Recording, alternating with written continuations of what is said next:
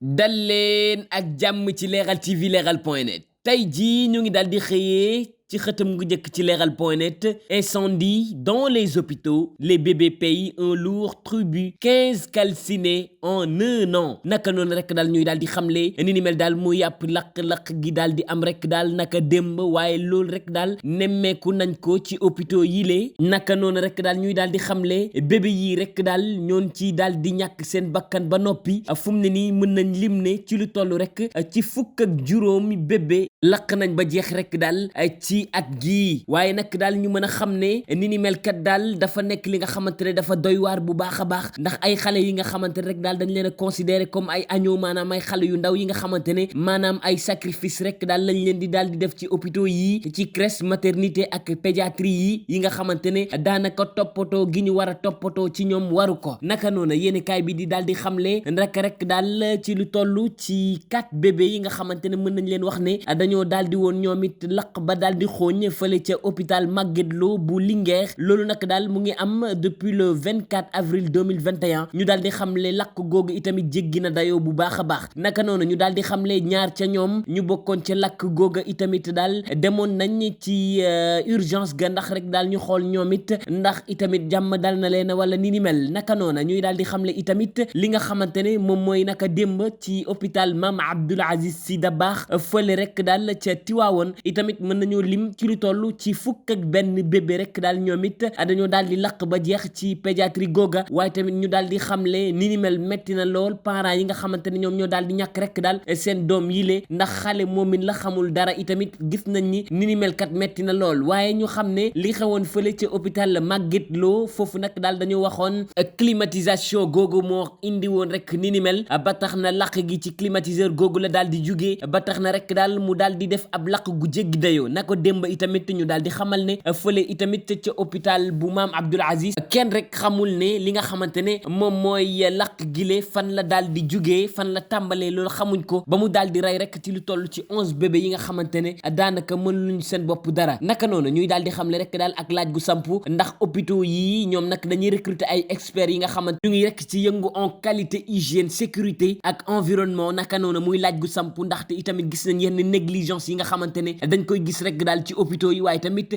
ci crèche yi lee ci lu toll rek daal ci ay bébé yi nga xamante ne dañuy daal di ñàkk seen bakkan ci anam gu wëradi naka noona muy laaj gu samp ndaxte itamit mbiru pajub gone yi ak li nga xamante rek daal moom mooy hôpitaux yi ndax sooxewul bu baax a baax ci mim réew tey rek daal ci xëtam gu njëkk ci leral.net ñu àdduwaat ba tey daal ci mbir mooma li nga xamante rek daal mooy jaaye bu daal di xew fële ca Tiwaawoon ñuy xamal ni rek daal ci xëtam gu njëkk décès de 11 bébés à Tiwaawoon Benno Bokk Yaakaar encourage le gouvernement à prendre toutes les dispositions utiles pour assister les familles éplorées et procéder aux enquêtes nécessaires naka noonu ñuy daal di xamle gannaaw gi ñu daal di ñàkkee rek daal ci lu toll ci 11 bébé rek daal fële ca hôpital bu Tiwaawoon bu Mame Abdoul Aziz Sy Dabakh ba tey Benno Bokk Yaakaar itamit moom it génnee na ab communiqué di xamal ne li nga xamante ne moom mooy gouvernement bi rek daal dafa war a jël lépp loo xamante ne muy disposition rek daal utile ngir rek daal mën a assister famille yi nga xamante ne ñàkk nañ seen doom itamit waaye ñu daal di tijji ab enquête ngir rek gaal xam li ni mel lan moo ko waral naka noona ñu daal di sukkandiku rek daal ci yéenekaay gi la coalition Benno Bokk Yaakaar gi itamit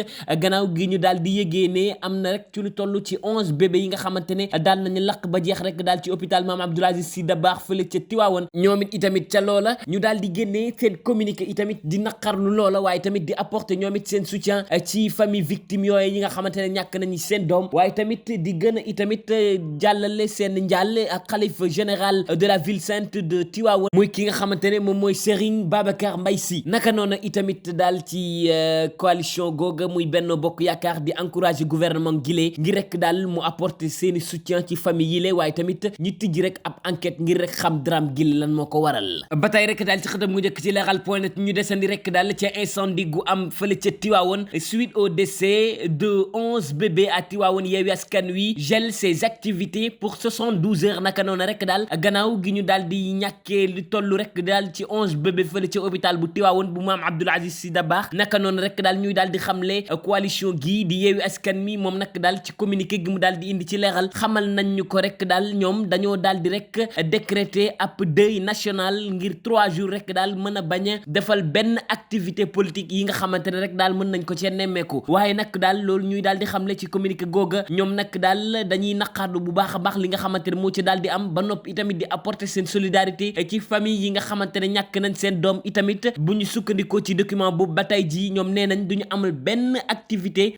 politique rek daal ci bés yi ñu jëm maanaam ci 3 jours yi muy 72 heures yemu ca itamit waaye loolu nag daal dañ koy daal di décret ci territoire national yëpp ak ca diaspora pendant 72 heures naka noonu itamit ñoom ci seen bopp Yewwi Askan Wi di lancer rek ak message ne yaakaar nañ ni drame bi nag daal danañ ko utal rek li nga xamante ne moom mooy pexe te yaakaar nañ ni itamit dinañ jël ay dispositions yi nga xamante ne moom moo waral ni mel. tey rek daal ci xëtam mu njëkk ci leral.net recours de Yewwi Askan Wi et de Gëm Sa Bopp que faut-il retenir ces décisions des 7 sages naka noona ñuy daal di xam ne rek daal gannaaw li nga xamante ne moom mooy conseil constitutionnel gi mu daal di génne rek daal waaye li mu daal di xamle muy recours Yewwi Askan Wi ak li nga xamante ne mooy Gëm Sa Bopp rek daal li ñu mën a retenir maanaam li ñu mën a jàpp rek daal ci décision gi nga xamante ne 7 sages yi daal nañ ko jël naka noona ñuy daal di xamle rek daal ci yéenekaay gi conseil constitutionnel daal dafa daal di autoriser la coalition opposant bi di Yewwi Askan Wi ngir rek daal mu modifier listam gile muy liste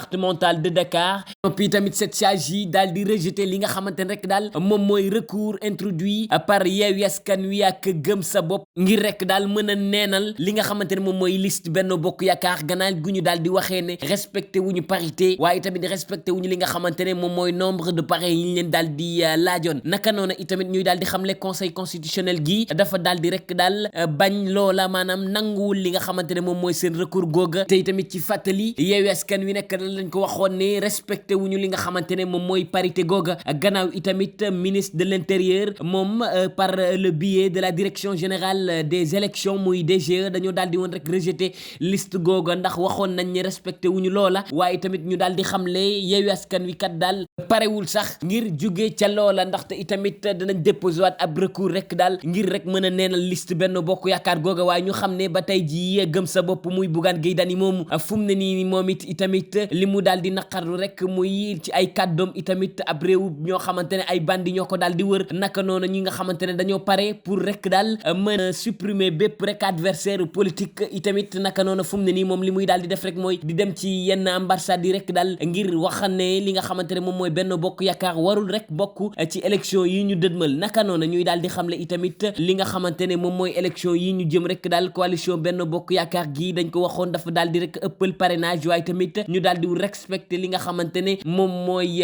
parité gile ñoom itamit waaye li nga xamante ne moom mooy recours googa dañ ko daal di rek daal rejeté ndax nee nañ ñoom seen argument yooyu rek daal dafa valable naka noona ñuy daal di xamle ci mercredi ji ñu jàll nekk daal conseil constitutionnel moo daal di génnee ni mel ñuy daal di xamle rek daal li nga xamante ne moom mooy décision gi ñu daal di jël sukkandiku itamit ci article yi lée tey rek daal ci conseil constitutionnel bi dafa daal di confirmer rek daal direction générale des élections muy DGE dafa rek daal déclaré irrecevable maanaam rek daal du daal di jël liste candidat yi nga xamante rek daal ñoom ñoo mouvement citoyen jàmmi gox wi gi nga xamante rek daal ci seen bopp ba Fadel Barro moo ci daal di nekk ak ki nga xamante ne moom mooy ànd nawle bi Serigne Mboup ak li nga xamante rek daal mooy yenn décision yi ñi daal di jël rek gaal ngir mën a apaiser li nga xamante ne mooy élection yi ñu jëm ñu sukkandikoo ci défenseur des droits humains bi di Alioune Tine du think tank Picadium Center ba tey jii ci xëtam gu njëkk ci leral.net psychose au SEM zone de recasement Keur Massar Koumba Koulibaly 14 ans élève en classe de 6e porté disparu depuis jeudi dernier naka noonu rek daal la njaaye itamit moo daal di xew fële ca SEM zone de recasement bu Keur Massar gannaaw rek daal ki ñuy woowee Koumba Koulibaly ay atam mu ngi toll ci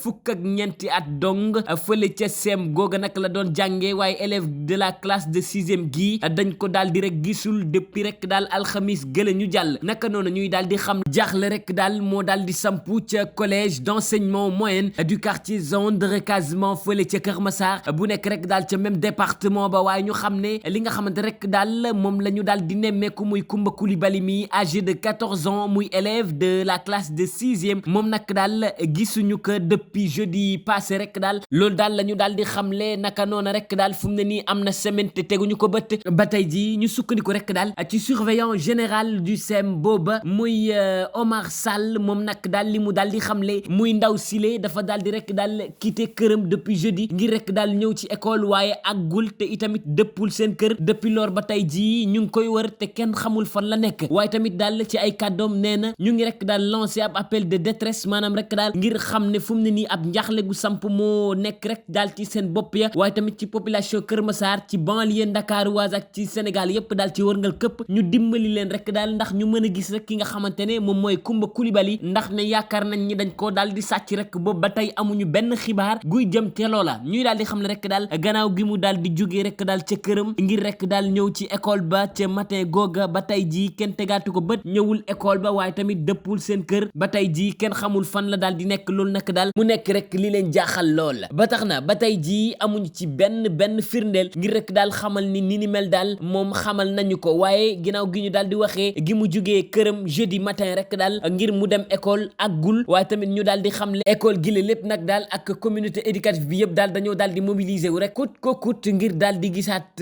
xale gile ngir rek daal ñu daal di ko delloo ay waajuram waaye tamit ni ñuy daal di xamle loolu daal loolu rek la ñuy daal di sàkku ci nguur gi waaye tamit bu ñu sukkandikoo itamit ci yéen kaay gi ba tey ji entre temps nag amul dara loo xamante ne dañ ko cee nemmeeku waxuma la nag insécurité gu nekk ci réew mi waaye tamit sàccin gi nga xamante ne nemmeeku nañ ko fu mu ne nii nit ñi ku mën rek daal xippi bëtam bu baax a baax xam ne insécurité gi ngi fi càccin gaa ngi fi maanaam nit ñi nga xamante ne itamit mën nañ leen a sàcc loolu nag daal ñu ngi lancé ab appel rek na ñëpp itamit mën a bàyyi xel ca loola waaye tamit yemuñ ca surveillant googu itamit muy daal di xamle dafa laaj rek daal ñëpp itamit ñu daal di gis ki nga xamante ne moom mooy Kumba moomu ci jàmm rek ndax mu mën a dellu si ci famille ba itamit jàngam mën a continuer bu ñu sukkandikoo ci tribune ba tey ji ci xëtam gu njëkk ci leral.net approche de la tabaski et embargo sur le Mali les éleveurs demandent aux populations d'acheter à l'avance leurs moutons naka noonu rek daal bu ñu sukkandikoo itamit ci yéene kaay gilee gannaaw tabaski gi muy jege ak embargo gi nga xamante ne CEDEAO def na ko rek daal ca Mali ñi nga xamante rek daal ñooy sàmmkat ya dañoo daal di wax rek daal askan wi nañu teel a jënd rek daal xar yi lee balaa rek moo teel a manqué naka noonu ñuy daal di xamle loolu kat daal ñu ngi ko daal di xamle gannaaw rek ak ndaje gi nga xamante ne amaloon nañ ko ak jëwriñ gu ñu dénk wàllub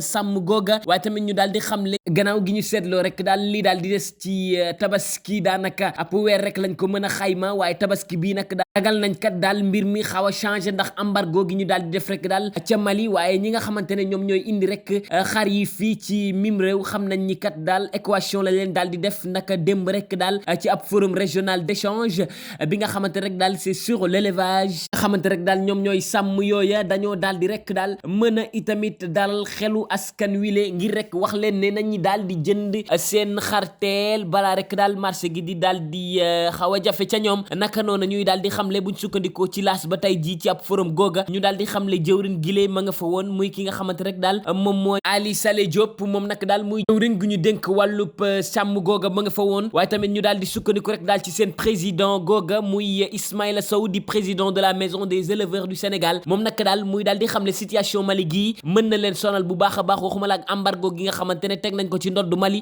gannaaw CEDEAO biñ ko daal di defee ñu daal di xam ne rek daal inquiétude googa am na ndax nit ñi itamit mën nañoo jaaxle ci loolu ndax xar yu gën a bari ci fii ci mim réew Mali la daal di woon da jógee waaye nag ren ji xëy nañ ragal nañ loolu embargo gi daal di ko tere te moom itamit mu ne ba tey ji ñu ngi daal di am rek ay nag yi nga xamante ne ñu ngi jige ca Mali waaye xar yi moom manqué na lool waaye rek ñu ngi rassurer population gile nee nañ Mauritanie itamit ñu ngi daal di def naka noona waaye tamit ñuy daal di xamle ngir rek daal nit ñi mën a génn ca loola teel nañu rek ku nekk teel a jënd xar teg ko sa kër rek daal nga xamante ne même bu fekkee ne mbir mi manqué na yow moom doo ko daal di yëg ñu daal di ko xamle ci yéene kaay gile ngir rek daal mën a xamal askan wi le xar ren mën naa am mu manqué